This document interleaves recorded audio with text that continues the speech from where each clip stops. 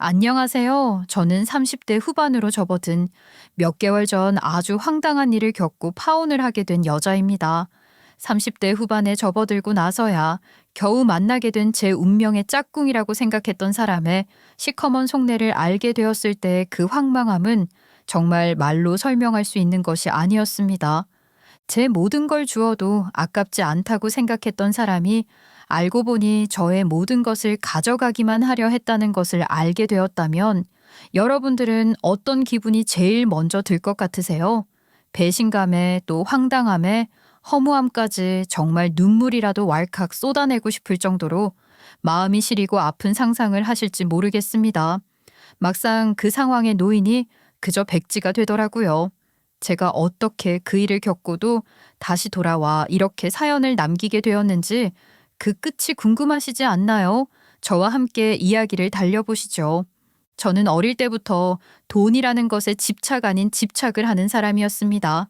그러니까 어릴 때부터 자연스럽게 돈이라는 것이 사람의 위치를 정하고 내 삶의 방식이라던가 혹은 남들에 대한 인식을 바꿀 수 있는 하나의 매개체라고 생각을 했던 것 같습니다.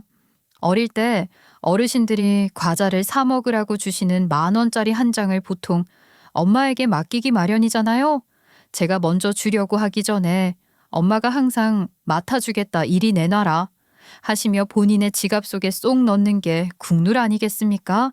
저도 한 5에서 6살까지는 그랬던 것 같습니다. 그때는요, 중학생이 되기 전까지는 용돈이라는 개념이 별로 없었고 또 명절이나 생일날 현금을 받게 되면 누가 말을 하지 않아도 당연히 모아서 엄마에게 드리는 것이 당연한 일이었지요. 하지만 저는 떡잎부터 달랐습니다. 정확하게 기억이 나는 것은 7살 때의 일이었어요.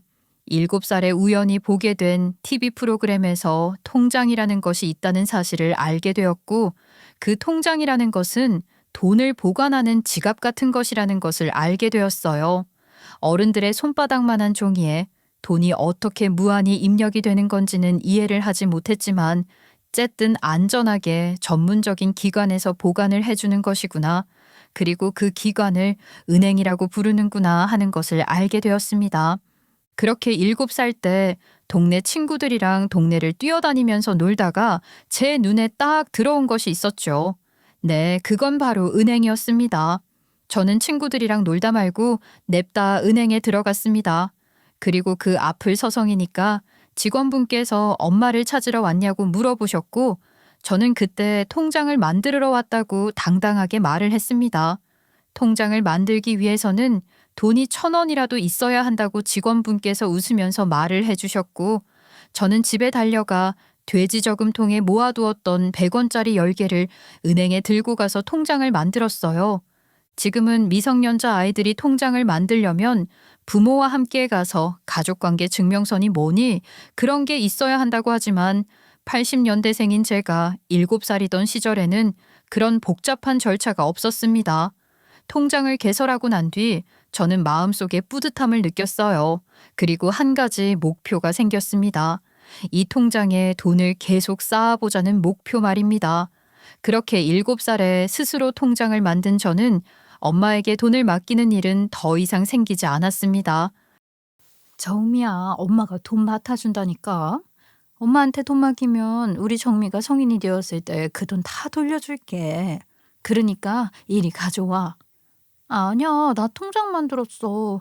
통장에 넣으면 말이야, 매달 돈을 더 준대. 그래서 돈이 많으면 많을수록 공짜 돈을 더 받을 수 있대. 나는 앞으로 내 통장에 넣을 거야. 엄마는 무척이나 당황스러워 하셨죠. 물론 남들의 눈에는 누구보다 똑부러진 딸일지 모르겠지만 우리 엄마 입장에서는 명절이며 기념일이며 들어오는 큰 돈을 놓치게 되니 황당하셨겠죠. 좀 짜증이 나셨을지도 모르겠어요. 엄마는 아직도 가끔 이 이야기를 하시더라고요. 그렇게 똑부러지던 아이였다고요. 사실 알게 모르게 엄마한테는 흉을 보는 척하면서 남들에게 우리 딸이 이렇게 똑똑한 아이라고 자랑을 하고 싶었던 걸지도 모르겠어요. 그 당시에는 하도 엄마가 통장을 만든 걸 남들에게 이야기를 하니까 그냥 제 흉을 보고 싶어서 저러시는구나 싶었거든요. 제 돈을 제가 알아서 모으겠다는데 엄마가 왜 참견이야 라고 비뚤어지게 생각을 했었던 적도 있었던 것 같아요. 제가 엄마의 진심을 몰라도 너무 몰랐던 걸지도 모르겠네요. 저는 그렇게 통장에 돈을 모으는 재미를 가지고 살았습니다. 제가 통장을 만들었다는 이야기를 들은 엄마 아빠의 지인분들께서는 아주 똑부러진다면서 통장에 채워 넣어라 하시며 10,000원, 5,000원 그렇게 용돈을 더 쥐어주시기도 했어요. 숫자를 10,000원 단위 이상으로는 읽을 줄도 몰랐었는데 저는 8살이 되자마자 10만 원이라는 돈의 단위를 알게 되었습니다. 제가 통장에 돈을 모으기 시작했다는 이야기를 들으신 할아버지께서 저에게 통장에 넣어두라면서 10만 원짜리 수표를 주셨기 때문이었어요. 저는 그 하얀 돈을 태어나서 처음 보았기 때문에 그게 정말 돈이 맞는지 궁금해서 은행을 찾아가게 되었고 은행 직원분께서 그 돈은 10만 원짜리라는 것을 알려주셨죠. 그렇게 연기 5개 붙은 숫자는 10만이라는 것을 알게 되었습니다. 저는 아주 빠르게 숫자를 익힐 수 있었어요. 그건 전부 제가 통장을 관리했기 때문이었을 겁니다. 야금야금 모아둔 돈이 꽤 되었을 때 저는 한 가지 꿈을 꾸게 되었어요. 이 통장에 연기 보이지 않을 만큼 돈을 쌓을 수 있을까 하는 꿈을 말입니다.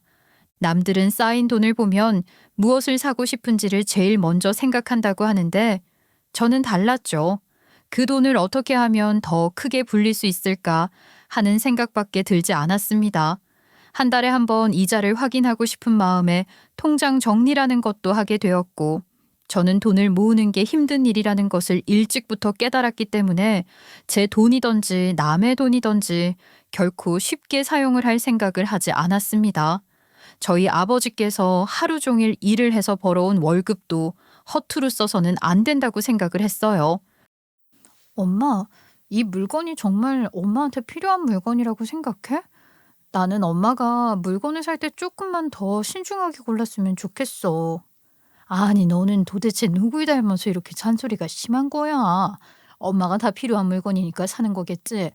너 자꾸 그렇게 딴지 걸 거면 엄마 장볼 때 따라오지 말고 집에 있어. 지난달에도 비슷한 물건을 샀으니까 하는 말이지. 엄마 이거 막대기 짧은 걸로 지난달에 샀잖아. 그거 아직도 화장실에 그대로 있는데 또 사? 그거는 쭈그려 앉아서 밀어야 하니까 불편하다니까. 막대기가 길어야 서서 청소를 할 거 아니야. 정미 너 정말 이럴 거야?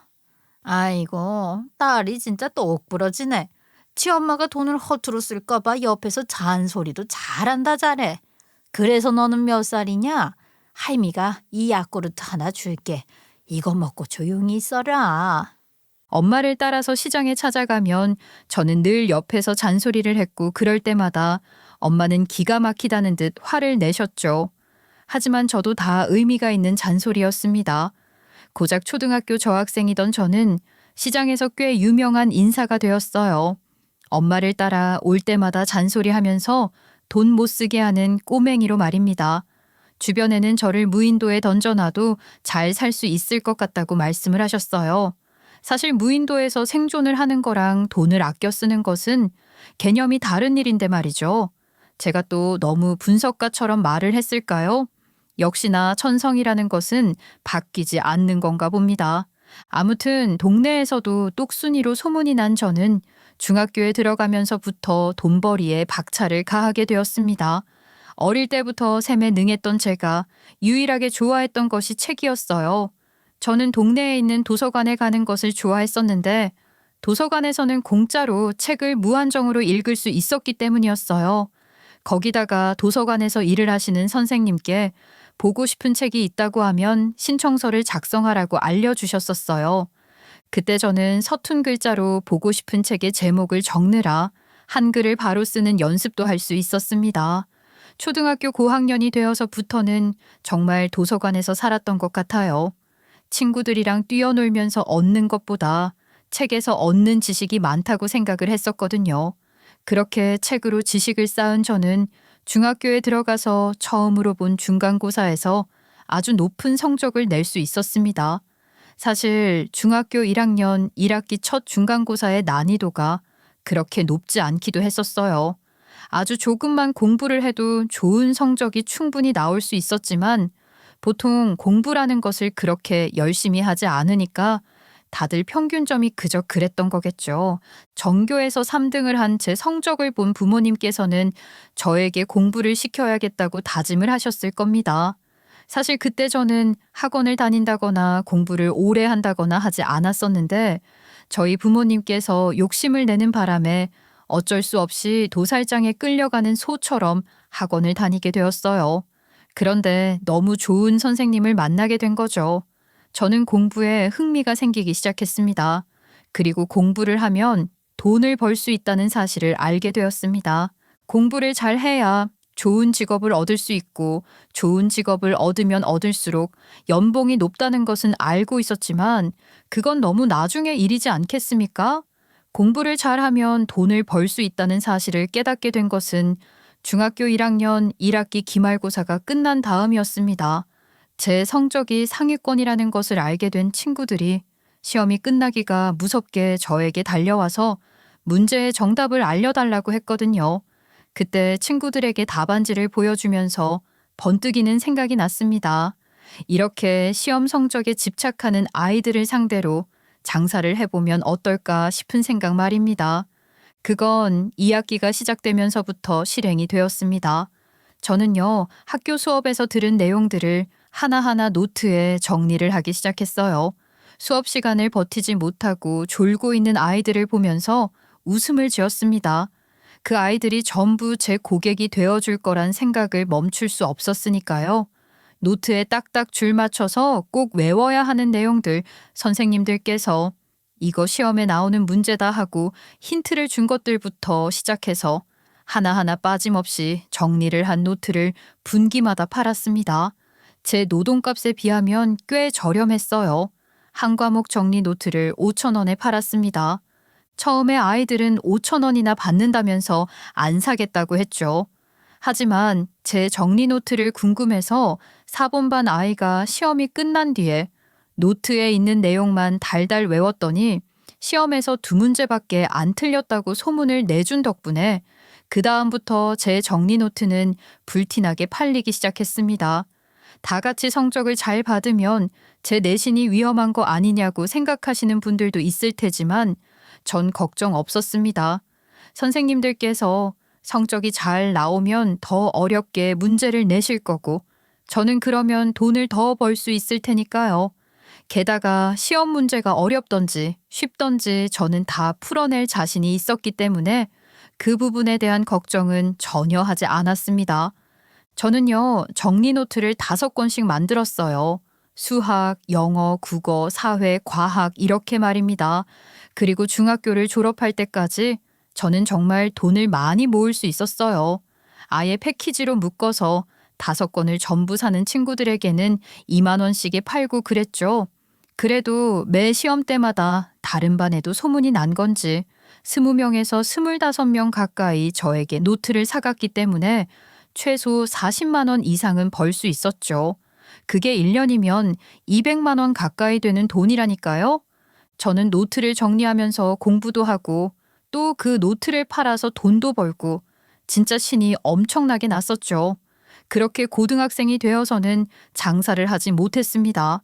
제가 일반 고등학교가 아닌 외국어 고등학교에 진학을 하게 되었는데 거기에는 저보다 더 똑똑한 애들이 줄을 서 있었거든요. 저는 당연히 1학기 첫 중간고사에서 정규권 안에 들어갈 거라 생각을 했었는데 제 성적이 처참한 정도는 아니었지만 전교 상위권은커녕 반에서 상위권에 들어가기도 간당간당했습니다.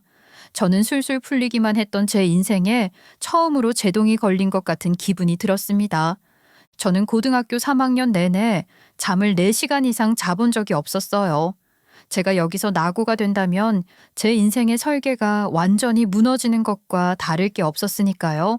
저희 부모님께서는 이를 악물고 코피까지 쏟아가면서 공부를 하는 저에게 굳이 그렇게까지 노력을 할 필요가 없다고 말을 하셨지만 제 생각은 달라도 달랐습니다. 외국어 고등학교에 다니는 친구들은 성적이 너무 좋아서 일찍 졸업을 하는 친구들도 있었고 또 해외로 유학을 가는 것을 대부분 목표로 했어요. 학비가 비싸기도 했고 또 외고라는 네임밸류가 있으니까 아이비 리그를 목표로 하고 있었죠. 저는요, 유학 같은 것은 바라지도 않았습니다. 유학을 갈 돈이 있다면 차라리 투자를 하고 싶다는 생각을 했어요. 제가 또 모의 투자를 틈틈이 하고 있었거든요. 저는 그저 국내에 있는 대학 중 가장 좋은 대학에만 갈 수 있으면 좋겠다는 생각을 했어요. 그렇게 수능을 보았고 저는 대한민국에서 제일 알아준다는 대학에 진학을 할 수 있었고 성적에 맞춰 경영학과에 입학을 할 수 있었습니다. 마음 같아서는 법대와 의대를 노리고 싶었지만 사실 제 성적으로는 조금 무리였어요. 제가 외국어 고등학교에 다니면서 내신을 그렇게 잘 쌓지 못했었기 때문에 어쩔 수 없는 결과였죠. 하지만 저는 경영학과라는 특성이 잘 맞는다고 생각을 했습니다. 법대를 갔으면 내내 법정과 씨름을 했어야 했고 의대에 갔으면 맨날 사고나 병으로 아픈 환자들을 돌봐야 했을 텐데 저에게는 그런 인내심이 존재하지 않았거든요. 어릴 때부터 돈을 쫓던 사람이었기 때문에 저는 사업을 하고 싶다는 꿈을 꾸게 되었고 20살이 되자마자 저는 여태까지 모아두었던 600만 원이 조금 넘는 돈으로 투자라는 것을 시작하게 되었습니다. 사실 투자는 위험 부담이 상당한 일이기도 했어요. 고등학교를 재학하던 시절 내내 모의 투자를 해보며 공부를 했지만 마음처럼 빨간 그래프만 볼 수 있었던 것은 아니었거든요. 이제는 진짜 제 돈을 가지고 투자를 한다고 생각을 하니까 가슴이 무척이나 떨리더라고요. 대학을 다니는 내내 저는 겉돌았습니다. 공부 그리고 투자 두 가지 외에는 제 귀에 들려오는 것이 없었거든요. 저는 투자 동아리 활동도 했어요. 정말 지독하죠? 그런 저를 보고 저희 부모님께서는 혀를 내두르셨습니다. 저에게 여동생이 하나 있었는데 제 여동생은 공부보단 치장하는 것에 더 관심이 많았거든요. 확실히 비교가 되는 자매였어요. 아니, 너네 둘을 반반 딱 섞어 놓았으면 얼마나 좋았겠어? 아휴, 하나는 공부에만 관심이 있어서 연애는커녕 친구도 안 사귀고, 하나는 꾸미는 것에만 관심이 있어서 학생의 본분을 잊어버리고. 엄마, 둘 다 극단적이기 때문에 엄마가 잔소리도 덜 할 수 있는 거라니까. 쟤랑 나랑 반반 섞였으면 우리 둘 다 이도저도 못됐어. 언니 말이 맞지. 덕분에 언니는 서울대에 갔고 나는 미용사가 될 거라니까. 앞으로 엄마 머리는 내가 다 볶아줄 테니까 걱정하지 말라고. 아이고 두야. 내가 정말 무슨 팔자를 달고 태어났길래 두 딸들이 이렇게 지멋대로인지 몰라. 아유 모르겠다. 니들 알아서 해라. 대학에 갔으면 연애도 하고 또 술도 마시고 놀아야 한다고 주변에서는 조언을 해주었지만 저는 그 모든 것이 전부 제 시간을 갉아먹는 행위라고 생각을 했습니다. 저는 저의 발전을 위해서 힘을 쓰고 싶었어요. 대학을 졸업하고 저는 금융권 회사에 들어가게 되었습니다. 엄청난 꿈을 안고 들어간 회사였지만 제 꿈과는 거리가 멀다는 것을 깨달았어요. 제가 무언가를 하기엔 너무나도 제약이 많았고 또 금융권이다 보니까 상사들이 하나같이 꼰대였습니다. 어쩜 그렇게 틀에서 벗어날 생각을 하지 않는 건지 놀라울 지경이었습니다. 저는요, 돈은 흐름에 따라 유행을 따라가야 한다고 생각하는 사람이었어요. 저만 해도 현재 상황에 맞춰서 머리를 재빨리 굴렸기 때문에 돈이라는 것을 벌 수 있었던 건데 금융권에 일하는 사람들은 왜 새로운 도전을 하지 않고 그 자리에 머물면서 방어만 하려고 하는 건지 이해가 되지 않았습니다. 게다가 조직도에 대한 환멸도 일어났어요. 외국에서는 일부러 평등한 내부 조직화를 위해 직급으로 부르지 않고 이름으로 부른다고 하는데 그렇게 외국 기업을 따라하고 싶어 하면서 그런 건 왜 도입하지 않는 건지 모르겠더라고요. 상사가 부르면 눈도 마주치지 않고 달려가서 비위를 맞춰야 한다는 게 저한테는 어마어마한 스트레스였습니다. 저는 대학을 다니던 시절에도 늘 혼자서 무언가를 한다는 것에 성취감을 얻었고 또 그게 가장 편했던 사람이었어요. 그런데 조직에 들어오면서 모든 것을 상사와 공유해야 하고 팀 사람들과 협력해서 일을 해야 한다는 게 어려웠습니다. 따지고 보면 저 혼자서도 충분히 해낼 수 있는 일인 것 같은데 이 일을 왜 굳이 나눠서 비효율적으로 해야 하는 건지 이해가 안 갔어요. 누구나 가슴속에 사표 하나쯤은 품고 산다고 하지만 저는 정말 그 사표를 몇 번이나 꺼내봤는지 모르겠습니다. 그러던 와중에 제 인생을 뒤바꿀 수 있는 기회가 찾아오게 되었습니다. 바로 제가 투자를 했던 상품이 호재로 인한 상한가를 몇 번이나 친 일이었어요. 취직을 한 이후에도 저는 투자를 꾸준히 해왔고 손해를 보더라도 꾸준함이 중요한 거라 생각해서 꽤 괜찮은 우량 기업에 달달이 일정 금액을 투자했었는데 그게 꽤 불어나게 된 거죠. 저는 결심을 했습니다. 이렇게 회사 조직도에 얽매여 있으면 제가 발전할 수 있는 가능성이 전혀 없을 거라고 생각했기 때문이었습니다. 남들은 들어가지 못해서 안달이라는 좋은 회사에 취직을 해서 남부럽지 않은 연봉을 받으면서 생활을 했던 저였지만 저에게는 아직 새로운 도전을 할 수 있는 기회가 열려 있다고 생각했습니다. 그때 제 나이가 고작 32살이었기 때문이었습니다. 아니 멀쩡하게 다니던 회사를 그만두고 뭘 하겠다고? 이 나이에 공부를 다시 시작할 것도 아니고 아니 다 커서 사춘기가 온 것도 아니면서 왜 그러는 거야 도대체? 엄마 지금이 아니면 내가 도전을 할 수 있는 기회라는 게 더 줄어든다니까? 나 지금 모아둔 시드머니도 꽤 있고 하니까 사업을 시작해볼까 싶어. 갑자기 무슨 사업을 시작하겠다는 거야? 사업을 하겠다는 구상이라도 제대로 짜놓고 하는 소리야 지금? 내가 여러 방면으로 고민을 해봤는데 지금 확실히 IT가 발전을 하는 시기야. 그래서 그쪽으로 한번 도전을 해볼까 싶어. 아니 컴퓨터 공학과를 나온 것도 아니고 경영학과를 졸업한 사람이 무슨 IT 쪽 사업을 하겠다는 거야? 너 지금 일이 너무 힘들어서 제정신이 아닌 거 아니냐? 그거야 전문가를 고용하면 되는 거고 나는 경영을 하려는 거지.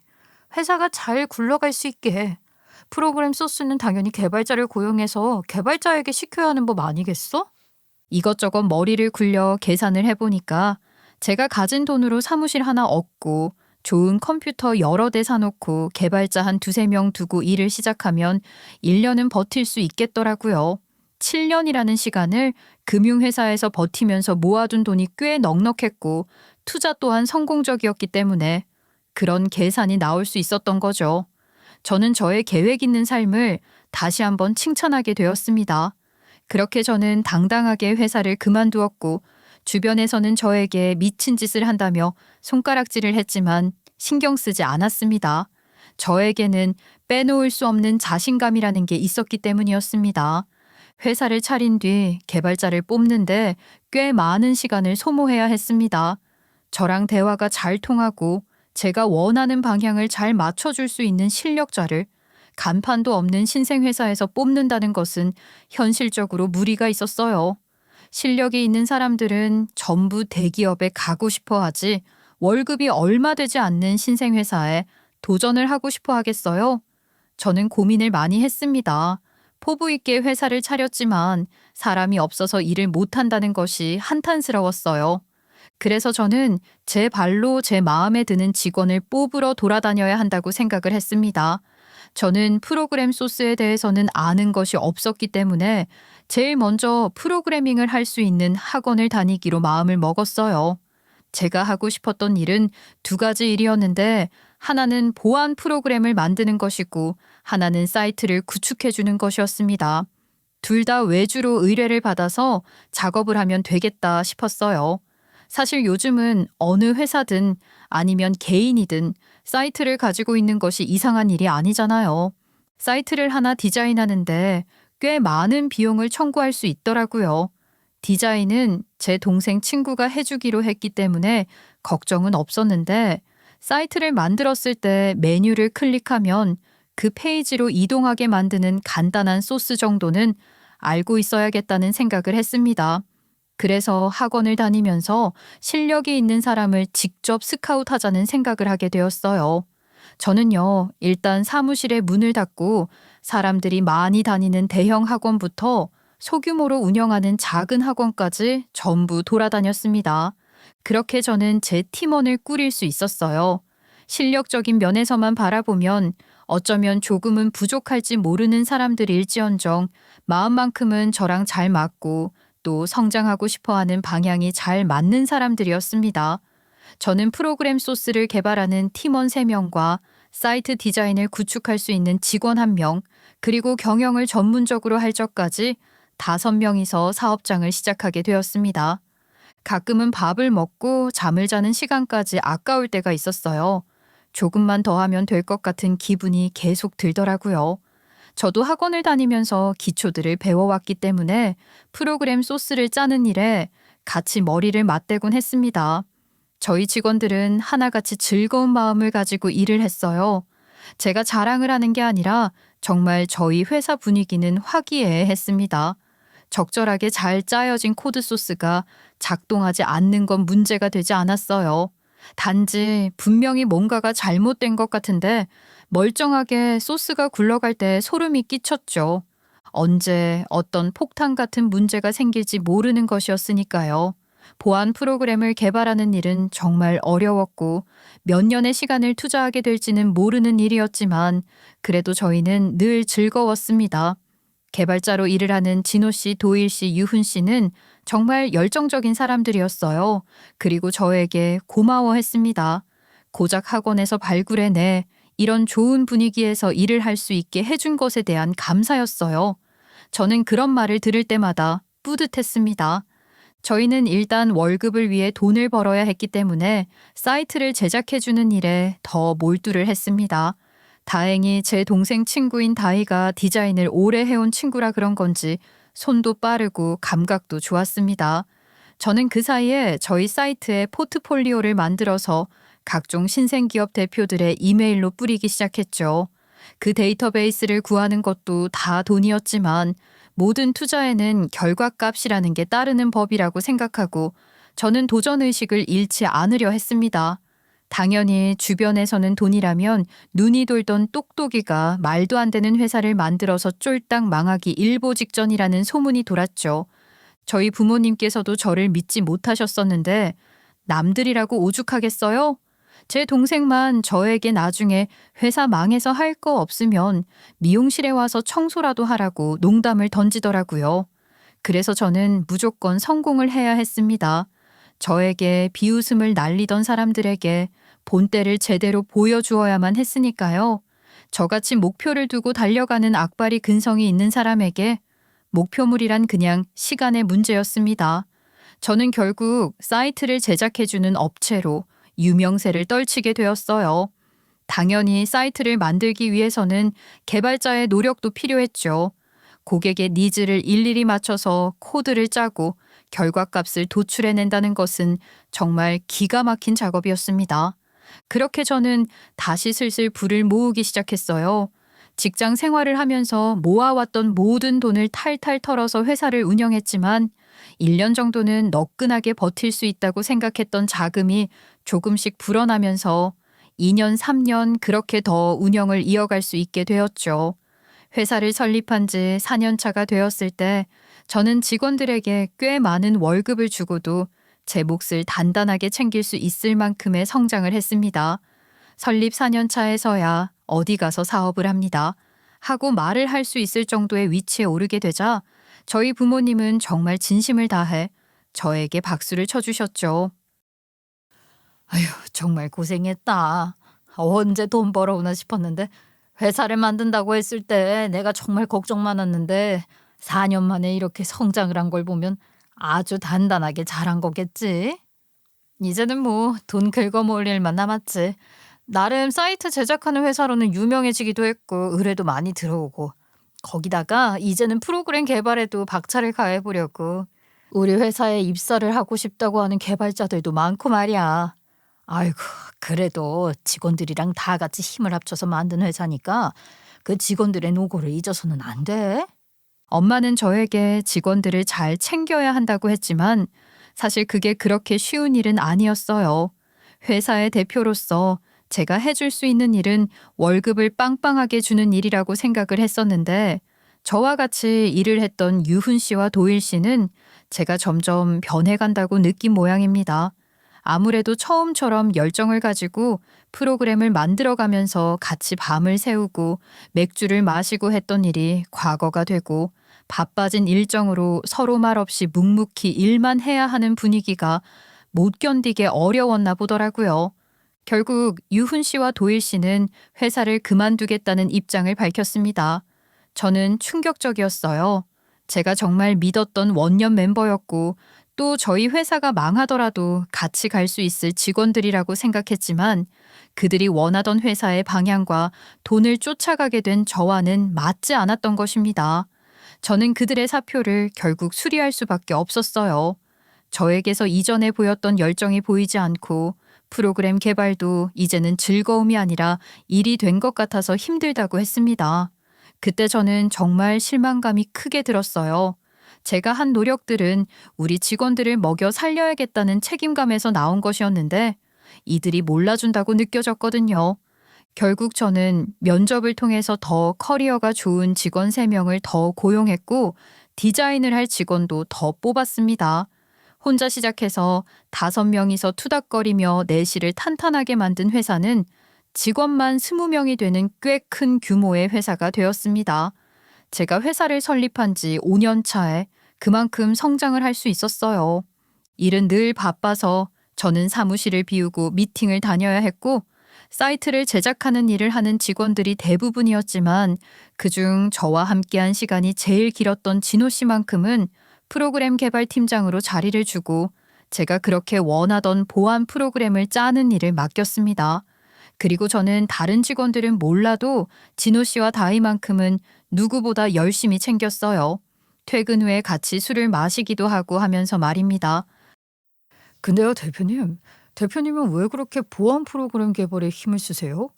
요즘 깔려있는 무료 프로그램들도 많고 해서 경쟁력이 대단하진 않을 것 같은데요. 유료 배포는 기업에서나 쓰니까 그렇게 큰 돈이 안 될 것 같고요. 저는 이 일이 회사를 위한 일인지는 잘 모르겠어요. 이 보안 프로그램들이 필수로 우리가 만든 사이트에 깔려야 한다면 말이 달라지지 않겠어? 요즘은 말이야, 개인정보 유출에 민감한 시대야. 만약 우리 프로그램이 외국에서 들어오는 모든 디도스와 해킹을 막을 수 있다면 기업만 쓸까? 나는 우리가 사용하는 인터넷 사이트에 우리 프로그램이 다 깔릴 것이라고 생각해. 그런 프로그램을 만든다는 것 자체가 쉬운 일이 아니라는 거 대표님도 아시잖아요. 개발 비용도 엄청나게 들고 수십억이 들어갈 수도 있어요. 내가 수십억까지는 지원을 못할지언정 이대로만 벌면 수억까지는 지원이 가능하지 않을까? 그러니까 진우 씨가 더 노력해줘야 해. 제가 얼마나 돈을 벌었는지는 검색만 해봐도 나오는 부분이지만 제 입으로 억 단위의 돈을 이야기하니 다희도 진호 씨도 놀란 것 같은 얼굴이었죠. 정말 마이너스에서 시작을 해서 이만큼 성장을 할 수 있었다는 것에 감사함을 느꼈습니다. 그리고 오랜 시간을 함께 해오고 제 표정만 봐도 제 기분이 어떤지 눈치를 채던 진호 씨와 저는 더욱 더 각별한 사이가 되었습니다. 아무래도 오랜 시간을 서로의 곁에 있었고 힘든 일 기쁜 일을 나누다 보니까 주변에서도 저희가 당연히 사귀는 사이인 줄 알았다고 하더라고요. 진호 씨는 저에게 꽤 오래전부터 마음을 품고 있었다고 했는데 저는 연애라는 것을 할 생각이 없었기에 그 표현을 눈치채지 못하고 있었어요. 함께하는 시간이 많다 보니까 서로의 사정도 많이 알고 있었죠. 다희가 많이 힘들어해서 제가 도움을 준 적도 있었고요. 또 다희에게 붙은 이상한 소문들 때문에 마음고생을 할 때도 제가 위로를 해주곤 했었습니다. 진호 씨 역시 마찬가지였고요.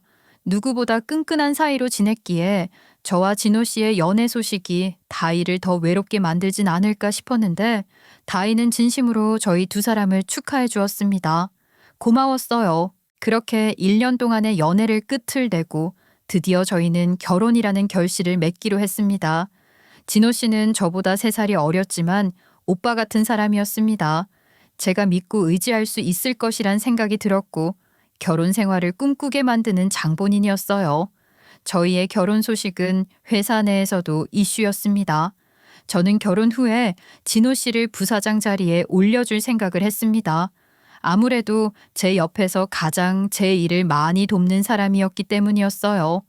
제가 결혼을 한다는 소식에 가족들도 전부 놀란 눈치였지만 상견례 자리까지 무사히 마치고 저희 두 사람은 본격적으로 식장도 잡고 웨딩드레스도 골랐습니다. 청첩장이 나오고 청첩장까지 모조리 돌렸죠. 나름 성공한 사업가였기에 비싼 호텔에서 결혼식을 올리기로 했는데 저에게 헛짓거리 한다고 은근히 비웃었던 사람들까지 전부 초대해 입을 다물게 만들 생각이었습니다. 그렇게 결혼식을 일주일 앞두고 신혼집부터 모든 걸 다 정리하고 나니까 저희 엄마가 상당히 서운해 하시더라고요. 아이고, 언제 시집 가나 했었는데 갑자기 시집을 간다고 짐까지 다 뺀 걸 보니까 은근히 서운하네. 마음에 구멍이 확 뚫린 기분이야. 갑자기 왜 그래? 언제는 제발 제발 시집 가라고 그렇게 잔소리를 하더니. 엄마, 그렇게 서운하면 우리 나가서 단둘이 데이트라도 할까? 좋지. 그럼 오늘은 엄마가 좋아하는 한정식 집으로 갈래? 조용한 곳이니까 서로 얘기하기도 좋을 것 같고 말이야. 엄마가 평소에 즐겨 가시던 한정식 집으로 가서 식사를 하게 되었죠. 엄마랑 단둘이 밥을 먹는 게 이상한 일도 아니었는데 왜 그렇게 가슴이 울렁거렸는지 모르겠어요. 메리지 블루라고 하나요?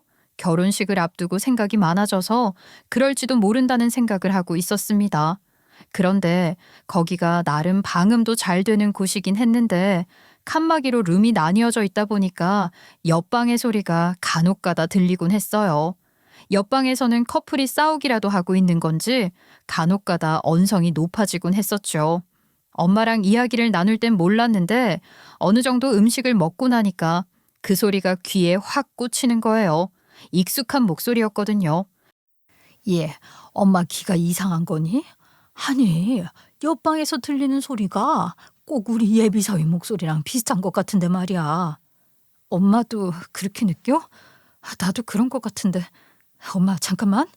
저는 혹시 옆방에 찾아갔다가 예비 남편이 아니면 곤란한 상황이 연출될 수도 있으니 예비 남편에게 전화를 걸었습니다. 그러자 옆방에서 벨이 울리는데 예비 남편의 벨 소리였어요. 예비 남편의 벨 소리가 특이했거든요.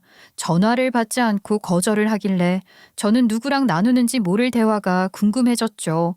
이내 소리가 들려왔어요. 그래서 그년이랑 정말 혼인신고까지 할 생각이라는 거지?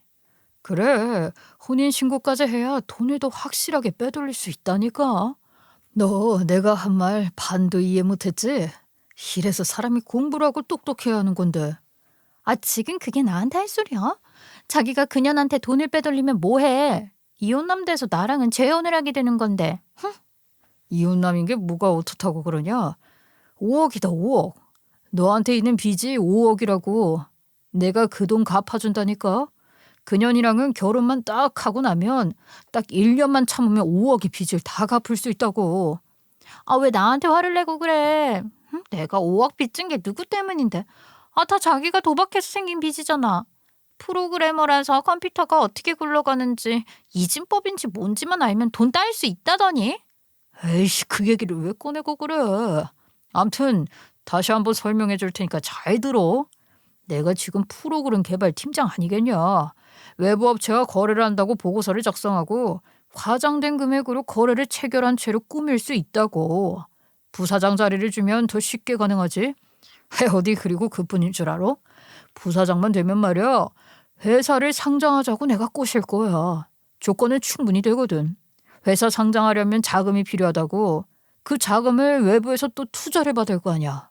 그 투자 금액을 내가 챙기면 된다고. 개인적으로 그 돈으로 다른 곳에 이중 투자를 해서 자산을 불려도 되고. 투자 금액이 뭐 1, 2천이겠어? 수십억이 될 수도 있다고. 그걸로 막 올라가는 회사에 잠깐 투자해서 치고 빠지기만 해도 몇백, 아니 몇천이 들어온다니까. 아, 난 주식은 잘 모르겠어. 그러다가 떨어지면 그 손해는 어떻게 감당할 건데 너무 어려운 일이라고 봐. 어휴, 이 답답한 여자야. 내가 이미 작업 중이야. 우리 회사 정보랑 실적에 대해서 과도하게 소문을 부풀려서 내고 있다고. 투자를 하겠다는 사람이 한둘인 줄 알아?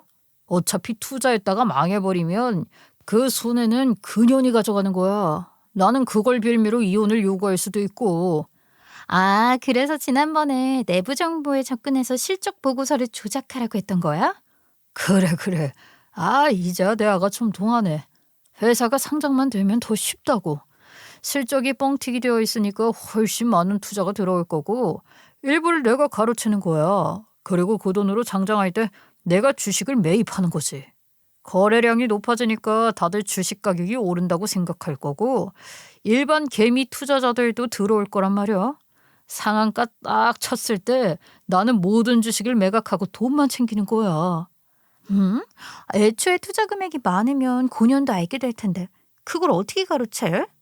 그러니까 이중장부를 만들어야지 이 멍청아. 네가 올린 실적 보고서도 말이야 이중으로 된 거야. 그건 외부로 돌리는 보고서, 내부는 따로 내가 가지고 있다고. 자기 진짜 대단하다. 그러면 내 빚도 다 갚을 수 있는 거고 당신도 그년이랑 이혼하고 나한테 오는 게 확실한 거지? 어떻게 계약서라도 하나 작성할까? 나를 그렇게 못 믿어서야 되겠냐? 그 말을 듣는데 엄마랑 저랑 둘 다 얼굴이 시퍼렇게 질렸습니다. 진호 씨와 대화를 나누는 여자 또한 익숙한 목소리였어요. 네, 다희의 목소리였습니다. 저는 경악스러워서 손까지 발발 떨리기 시작했습니다. 이게 정말 꿈인지 생시인지 제 볼을 스스로 꼬집어 볼 정도였어요. 결혼식을 일주일 냅두고 어떻게 이런 일이 벌어질 수 있는 건지 심장이 너무 뛰어서 멈춰버린 것 같은 느낌이 들었습니다. 그들의 계획은 정말 전문적으로 주식 상장을 노리고 사기를 치는 사람들과 다름이 없었습니다. 만약 저 이야기를 엿듣지 못했더라면, 우연히 이 식당에 찾아와 밥을 먹지 않았더라면 제 회사는 종이 조각처럼 갈갈이 찢겼을 거고 모든 투자 리스크를 제가 감당해야 했을 것입니다. 저는 정말 심장이 멈춘 사람처럼 멍하니 입만 떡 벌리고 있었습니다. 그 순간 엄마가 벌떡 일어나셨어요. 저 망할 년놈들을 내가 아주 아작을 내버려야지. 감히 결혼식을 일주일 앞두고 저런 미친 짓을? 엄마 쉿, 가만히 있어봐. 내가 지금 이 사실을 전부 알았는데 여기서 내가 뒤집어 엎어봐야 증거도 하나 없고 파혼만 당하는 사람이 되지 않겠어? 그러면 뭐 어떻게 하겠다고? 저 망할 놈의 새끼랑 결혼이라도 하겠다고? 나한테 다 생각이 있으니까 엄마는 그냥 아무한테도 아무 소리도 하지 말고 있어줘. 저는 그렇게 이를 갈았습니다. 여자가 한을 품으면 5, 6월에도 서리가 내린다는 말이 있지 않겠어요? 제 결혼식이 5월이었는데 혹시 서리가 내리진 않을까 기대했지만 그런 일은 없었습니다. 결혼식 당일까지도 엄마는 걱정스러운 얼굴을 하셨어요. 그냥 그 년놈들을 잡아 족쳐서 감방에 보내버리면 되는 일 아니냐고, 꼭 결혼식까지 감행을 해야 하는 일이냐고 물어보셨습니다. 엄마는 아마 제가 조용히 처리를 해서 결혼식 자체를 올리지 않길 바라시는 것 같았지만 저는 그 인간의 친인척부터 시작해서 그 인간이 초대한 모든 사람들에게 민낯을 드러내게 하고 싶었습니다. 특히나 제 결혼식이었기에 사업에 줄을 대고 싶어 하시는 분들부터 거래처와 동종업계 사람들이 대거로 찾아오는 자리였어요. 여기서 그 인간이 하려고 했던 짓을 밝혀버리면 그 인간의 인생은 쫄딱 망하게 될 것이라는 걸 예상할 수 있었죠. 저는 그 어느 때보다 긴장을 했습니다. 제가 수능을 볼 때도 이렇게까지 긴장을 하진 않았었던 것 같아요. 신부 대기실에서도 웃음이 나오지 않더라고요. 사람들은 제 표정을 보고 결혼식을 하러 온 게 아니라 전투를 치르러 온 것 같다고 말을 했습니다. 사실 그게 사실이었지만 사람들은 그 진실을 모르고 있었는데도 그 말이 나올 정도였으니 제가 얼마나 벼르고 있었는지 대충 예상이 가시겠죠? 예비 남편 진호 씨는 제가 모든 것을 알고 있다는 것을 모르고 한박 웃음을 지으면서 저에게 다가와 너무나도 아름답다고 이야기를 했습니다. 저는 얼굴에 경련이 날 것 같았지만 꾹 참고 아무 말 없이 그냥 웃어주었죠. 그리고 뒤이어 다이가 등장했습니다. 요망한 년, 어떻게 몇 년 동안 저를 그렇게 속일 수가 있었는지 대단했습니다. 그날 들은 대화에 의하면 저와 예비 남편이 사귀기 전부터 다이와 만나고 있었던 것 같더라고요. 예비 남편이 불법 사행성 도박에 빠지게 되었고 그 빚을 다이가 떠넘겨 받았다는 이야기까지 했으니까요. 그들은 돈이 필요해서 어쩔 수 없이 저에게 접근을 했던 것입니다. 제가 프로그램 개발을 하는 것에 수억을 투자하는 건 우습다고 말을 했으니 제 재산만 노리겠다고 결심을 한 것이었겠죠. 제가 진호 씨랑 연애를 하게 되었다고 다희에게 말을 했을 때 다희는 속으로 얼마나 비웃었을까요? 저에게 외롭지 않다며 저희 두 사람이 잘 된 것을 축하한다고 웃으면서 이야기를 했을 때 본인 빚을 갚을 수 있다는 생각에 행복하기까지 했을 겁니다. 그 사실을 멍청하게 들켰다고 생각도 못하고 결혼식까지 찾아와 신부 대기실에서 사진까지 찍겠다고 하는 다희를 보며 저는 팔에 소름이 돋았습니다. 다희에 대한 소문은 익히 알고 있었어요. 동생에게 디자인을 해줄 친구가 없냐고 물어보았을 때 다희를 소개시켜주면서 능력은 좋은데 가까이 둘 사람은 아니라고 저에게 조심하라고 했던 말이 생각났었습니다. 다희가 학창시절에도 남자에 미친 아이였었다고 하더라고요. 친한 친구들의 남자친구를 빼앗는 짓도 서슴없이 했었고 친구보다 남자가 먼저였던 아이라고 조심하라고 했었어요. 저는 당연히 연애 같은 것에는 관심도 없었었고 연애를 한다고 해도 선자리나 결혼정보업체를 통해 만난 남자일 것이 분명하다 생각했기에 그런 부분은 신경 쓰지 않았죠. 그런데 그 경고가 몇 배로 저에게 꽂힐 줄은 상상도 못했습니다.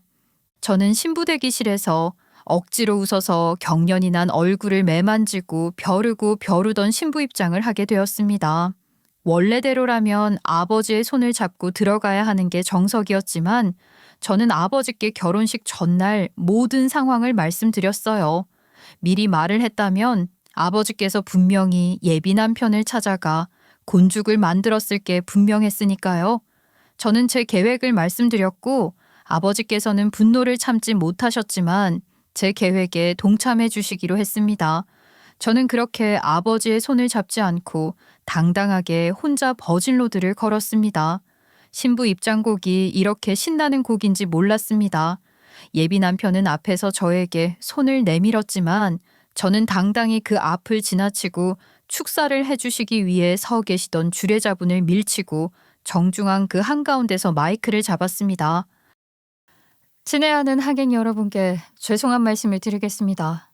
오늘 제가 새 신부가 되기로 여러분들 앞에서 약속하기로 한 날이지만 그 약속은 지키지 못할 것 같습니다.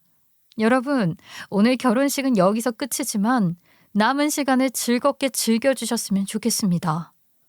저기요. 지금 뭐 하는 짓이야? 결혼식 날 하는 장난으로는 너무 과하다. 장난? 넌 아직도 이게 장난으로 보이냐? 여러분, 소란을 일으켜 죄송하지만 앞에 화면을 한번 봐주시겠어요? 아마 지금부터 숨소리조차 내지 못하실 겁니다. 저는 일주일 동안 미리 준비한 자료를 틀었습니다. 화면이 흘러나오자 예비 남편은 얼굴이 시퍼렇게 질려서 이마에 땀까지 맺히더라고요. 그 화면은 예비 남편이 다희와 몰래 만나는 영상이었습니다. 둘이 숙박업소에 들어가는 것부터 시작해서 카페에 앉아 다정하게 서로 빵을 먹여주는 모습까지 찍혀 있었어요. 네, 제가 일주일 동안 흥신소에 어마어마한 돈을 주고 밀착 미행을 부탁했거든요. 당당하게 둘이 숨길 생각도 없이 만나더군요. 그 영상이 흘러나오자 제 동생이 벌떡 일어나서는 다희가 앉아있는 테이블에 가서 그 앞에 있는 물잔을 끼얹었습니다. 야, 이 미친년아, 네가 사람이야? 아니야, 어떻게 다른 사람도 아니고 우리 언니 예비 신랑을? 정은아, 가만히 있어. 아직 안 끝났어. 그 뒤에 줄줄이 나오는 영상들은 홀 내부에서 숨을 죽이고 구경을 하던 사람들에게 무척이나 충격적인 영상이었을 겁니다. 저는요, 회사 회계 자료를 전부 오픈했습니다. 어떻게 보면 주식 상장을 위해서 내부 기밀로 간직해야 하는 문서일 수도 있지만 저는 반대로 생각했어요.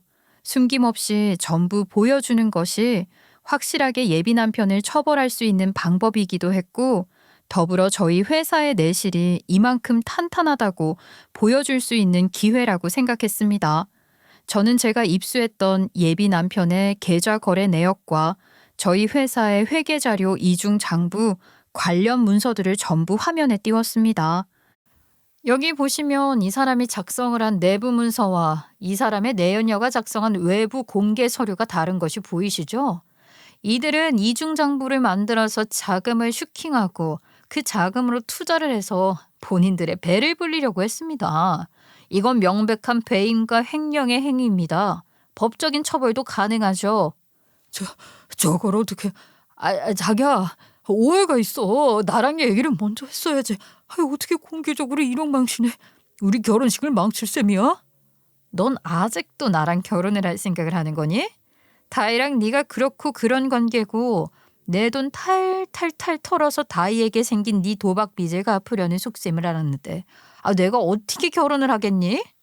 예비 남편은 아무런 말도 하지 못했습니다. 제가 그 사실을 알고 있다는 것에 충격을 받은 표정이었어요. 물세례를 맞은 다이 역시 표정이 굳어버린 채 아무것도 하지 못하고 그 자리에 앉아 있었습니다. 저는 그 멘탈도 대단하다고 생각했습니다. 만약에 저였다면 그 자리를 박차고 뛰어나갔을 것 같았거든요.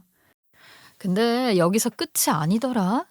주식시장에서는 불법 행위인 주가 조작과 내부자 거래를 하려고 했지.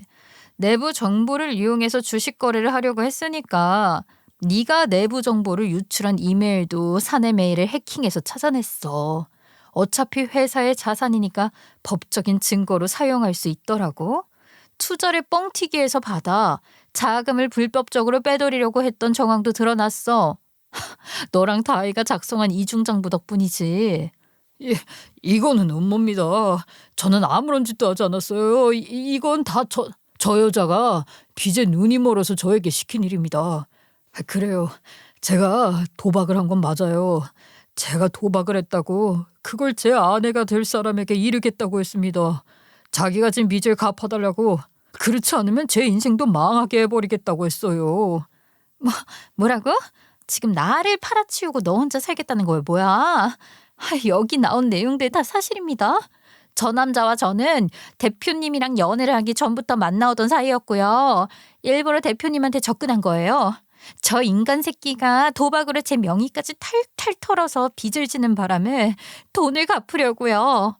죽으려면 너 혼자 죽지 왜 나까지 끌어들이고 지랄이야 지랄이. 이렇게 쉽게 버릴 수 있는 사이였어 우리가? 헌재는 전현이랑 이혼하고 돈만 들고 나에게 오겠다며. 그게 지금 안 되게 생겼잖아.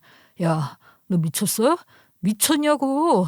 왜 너 혼자 죽지 나까지 같이 수렁으로 빠뜨리려고 해? 누구 때문에 이렇게 된 건데 내 탓을 하고 그래? 결혼식장 한가운데서 개싸움이 벌어지니 호텔 직원들도 이걸 말려야 하나 말아야 하나 고민을 하더라고요. 저는 엄마에게 눈짓을 했고 엄마는 바로 미리 신고했던 경찰들을 불러 들이셨습니다. 다이와 예비 남편은 싸우느라 경찰이 들어오는 것도 모르더군요. 두 사람이 한참 삿대질을 하다가 손목에 수갑이 채워지자 그제서야 말을 뚝 멈추는데 결혼식장에 찾아온 모든 사람들이 그들을 바라보고 있으니 그제서야 얼굴이 붉게 물드는 것이 아니겠습니까? 파렴치한 인간들이죠. 결국 제 결혼은 그런 소란 속에서 예정보다 몇 시간이나 일찍 끝이 나게 되었습니다. 그리고 저는 바로 옷을 갈아입고 예비 남편과 다이가 끌려간 경찰서로 가게 되었습니다. 경찰서에 도착을 하니 둘 다 서로 죄가 없다, 네가 잘못한 거라며 덮어씌우고 있더라고요. 기가 막힌 일이었습니다. 둘이 작당 모의를 할 때는 세상에 둘밖에 없는 사람처럼 굴더니만 이렇게 쉽게 갈라질 수 있는 사이인가 싶은 생각이 들었어요. 어쩌겠어요? 한번 갈라진 틈은 원래 다시 이어붙일 수 없는 법이지 않겠습니까? 저는 기가 막히게 제 복수가 성공했다는 생각이 들었습니다. 저는 예비 남편이 부사장 자리에 오르기 전에 그가 저지른 범죄를 법적 근거와 증거를 들어 회사 내부에 공개를 한 셈이었죠. 결혼식장에 모든 사람들이 다 왔으니까요. 그리고 저는 모든 절차를 제대로 밟아 그 인간을 부사장 자리는커녕 회사에 두 번 다시는 나오지 못하게 해고를 할 수 있게 되었습니다. 거기다가 예비 남편의 불법 행위를 공개하는 것은 언론에 대한 자유와 관련이 있다는 변호사의 말을 먼저 듣고 결정을 한 일이었거든요. 저 인간이 구석에 몰리니 명예훼손을 운운하는데 이 부분은 크게 법적인 문제가 되지 않는다고 하더라고요. 공개할 때 사실의 적시성과 증거의 확실성이 있었으니까요. 일을 이렇게까지 크게 만들어야 했어? 앞으로 내 인생은 어떻게 하라고? 당신 인생을 왜 나한테서 찾아? 망할 줄도 모르고 그딴 짓을 하겠다고 마음먹은 거니? 애초에 불법적인 일을 할 땐 그만큼의 죗값을 치른다는 생각을 해야지. 대표님, 아니 언니 저희 오래 알았잖아요. 저 진짜 불쌍하게 자란 거 아시잖아요. 저 한 번만 봐주세요. 저 빚이요. 무려 5억이나 있어요. 저 빌어먹을 놈 때문에요. 그거야 너네 둘이 좋아서 만든 빚인데 왜 나한테 그러니? 난 이제 너희 두 사람이랑은 상관없는 사람이야. 그니까 그런 문제는 둘이 알아서 깜빵에 갔다 온 다음에 해결해. 감옥에 나를 보내겠다는 거야? 당연한 거 아니니? 우리 회사를 골로 보낼 뻔했는데 당연히 모든 방법을 총동원해서라도 깜빵에 보내야지. 저는 그렇게 웃으면서 말을 해주었어요.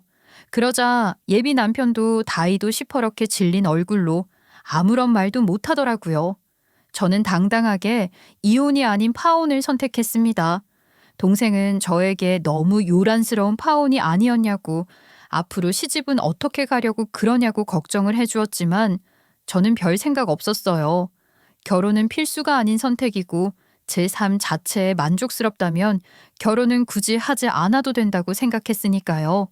저희 부모님 역시 제가 어떤 결심을 하고 이런 일을 벌였는지 알고 계셨기에 더 이상 말을 얹지 않으셨습니다.